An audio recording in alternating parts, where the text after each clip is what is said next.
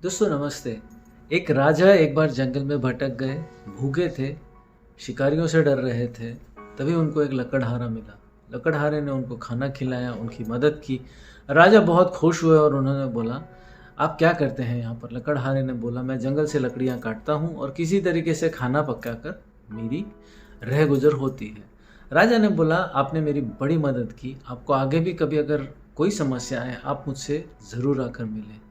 और राजा ने उनको उनके राज्य से दूर एक बगीचा है जो चंदन के पेड़ों का था वो दे दिया, ये सोचकर कि चंदन के पेड़ों से वो जो लकड़हारा है उसकी ज़िंदगी बिल्कुल बदल जाएगी। समय बीतता गया, कुछ साल निकल गए।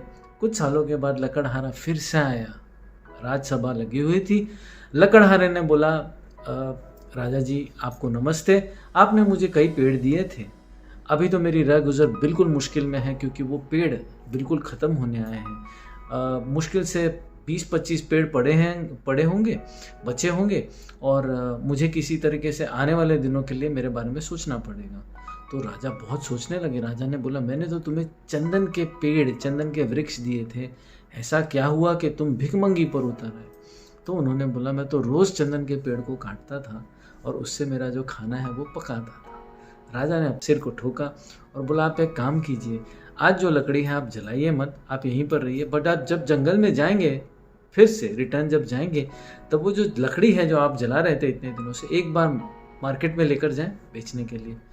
अब ये लकड़हारा वहाँ गया, पहले दुकानदार से मिला, उसने बोला मुझे लकड़ी बेचनी है।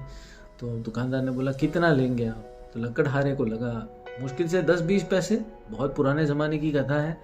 तो लकड़हारे ने बोला 10 से 20 पैसे। कोई दूसरा दुकानदार भी देख रहा था जो जानता था कि यह चंदन की लकड़ी है, वो वहाँ से दौड़ता हुआ आया और उसने बोला, भैया आप रुको, मैं आपको 1 रुपया देता हूँ। लकड़हारे ने तो अपना सिर ठोक लिया, बोला 1 रुपया? दूसरे दुकानदार ने भी देखा, उसने सोचा ये जरूर इसके पास इतनी लकड़ी है, मतलब और होगी। दुकानदार दौड़ते हुए आया और लकड़हारे को बोला, भैया मैं आपको इसके 2 रुपये देता हूँ। लकड़हारे ने फिर सिर को ठोका और बोला 2 रुपये? अरे बाप रे! सभी दुकानदारों को लगा कि शायद ये जो मूल्य है बहुत कम है। बाकी सारे दुकानदार भी दौड़ पड़े, किसी ने 10 रुपये बोला, किसी ने 20 रुपये, कभी किसी ने 25 रुपये। लकड़हारा बिल्कुल जैसे उसको एक हार्ट अटैक होने वाला था, बिल्कुल उस दशा में आ गया, एकदम अचंभित, एकदम गंभीर, और अपना सिर ठुक कर बोलने लगा, मुझे इस बात का गम नहीं या इस बात की खुशी नहीं कि मैं ये कितने रुपए में बेचूंगा। मैं ये बात सोचकर सकुचा गया हूँ, बहुत दुखी हूँ कि मेरे पास इतना बड़ा खजाना था, इतने सालों से मैंने उसको जला दिया। दोस्तों आप में से भी कई लोगों ने सोचा होगा, ये कितना बड़ा मूर्ख है, इसके पास चंदन के वृक्ष थे तो बेचकर करोड़पति, सेठ करोड़ीमल बन सकता था, बट ये तो रोड पर आ गया। हम में से भी ऐसे कई लोग हैं जिनके पास एक बहुत अच्छी गिफ्ट है जो चंदन से भी ज़्यादा महत्वपूर्ण, चंदन से भी ज़्यादा मूल्यवान।